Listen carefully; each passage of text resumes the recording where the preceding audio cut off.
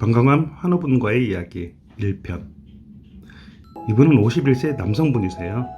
방광암 중에서도 악성도가 아주 높은 상피내암이신 분이십니다. 혈류를 보시고 가까운 병원에서 방광 내시경 검사를 받고 방광암 의심으로 신촌 세브란스에서 수술을 앞두고 어떤 선택을 해야 할지 이야기를 나눈 지가 엊그제 같은데 벌써 1년 6개월이라는 시간이 흘렀네요. 수술 그 자체보다 수술을 앞두기까지 해서 2에서 3주 혹은 한 달 가까이 기다리는 그 시간들과 그리고 수술 후 검사 결과를 듣기까지 기다려야 되는 그 시간들, 그 시간이 참 많이도 우리 환우분들과 가족분들을 힘들게 합니다. 이분이 그러시더라고요. 약물치료 후유증보다 더 힘든 시간이었다고. 수술을 앞두고 암, 생존율, 죽음 이런 것들에 대한 염려와 가장으로서 가족들에 대한 책임과 두려움을 받아들이고 인정하는 데까지 저희와 참 많은 이야기를 나눴어요. 처음 이야기를 나누고 열흘 정도 지나서 이런 말씀을 하셨습니다. 어젯밤 정말 오랜만에 잠을 푹 주무셨다고. 이때가 아마도 암을 스스로 인정을 하신 것 같으세요. 그 후로 2주 정도 지나 수술을 마치고 회복실에서 일반 병실로 올라오니 몸은 힘들었지만 마음은 편안해지셨다는 말씀을 하셨습니다. 방광암 하는 분들은요, 일반적으로 1차 내시경 수술 후 조직 검사 결과 따라 BCG를 투여하는 편이시죠. 그런데 이분 같은 경우에는 1차 방광 내시경 수술 후 하루 만에 바로 MMC를 바로 투여하셨고, 그 이유에 대해서 담당 교수님은 내시경 수술 후 24시간 이내에 MMC를 투여했을 때 재발이나 이런 것들에 대한 경과가 좋은 편이었다라고 하셨습니다. 이 MMC 때문이었는지는 모르겠는데요. 다른 방광암 환우들에 비해서 수술 후 혈류가 거의 한 달 가까이 지속이 되어서 심리적으로 좀 많이 힘들어 하셨어요. 혈류가 멈추질 않아 응급실에서 지진의 수술도 받으시고, 또한 아까 서두에 말씀드렸습니다만 방광암 중에서 악성도가 아주 높은 상피내암이셨기 때문에 더욱 힘들어 하셨던 거였죠. 다른 암에서의 상피내암과 방광암에서의 상피내암은 약간 달라요. 방광암에서의 상피내암은 악성도가 여러 상피암의 이런 일반적인 방광암에 비해서 아주 높고 재발도 빈번하게 발생합니다.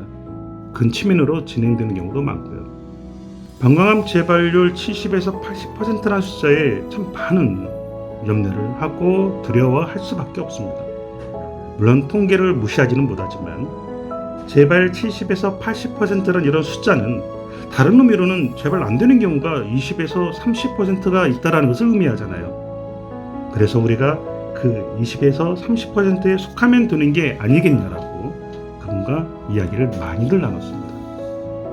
암은 아는 만큼 이긴다고 하죠. 네, 맞는 말이기는 한데요. 시기에 따라서 약간 차이가 있는 것 같아요.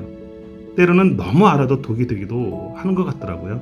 그래서 이분과 당분간 암 관련 정보를 찾아보는 것을 그만하시고 우리 기본 원칙에 먼저 충실하자 이렇게 조언드리고 함께 실천하도록 노력을 했습니다. 여기에서 기본 원칙은요, 음식부터 운동 그리고 직장 생활 등 하나하나 점검을 해가면서 암이 생기지 않는 환경으로 바꾸는 것을 의미해요. 이분요, 아주 특별한 경우가 아니면은요 도시락 싸가지고 다니시면서 드셨어요. 방광암에 좋은 지중해식 식단을 참고를 하시면서 여기에 나름 낫또를 좀 추가를 하셨고요. 방광암에 아무리 강조해도 결코 지나치지 않은 하루 물 1.5리터 먹기. 네, 열심을 다해서 하루 2.5리터 먹으려고 노력을 많이 하셨고, 또한 점심을 드시고 직장 내 운동시설에서 땀을 흘리면서 걷기를 많이 하셨습니다. 사실 암 환자에게 운동은 시기에 따라서 강도가 약간 달라요. 지금 상황에서는 너무 무리하지 않되, 그리고 방광암에 걷는 것만큼 좋은 운동은 없어요. 회사 업무를 나름 조절하도록 좀 많이 서로 노력을 했어요.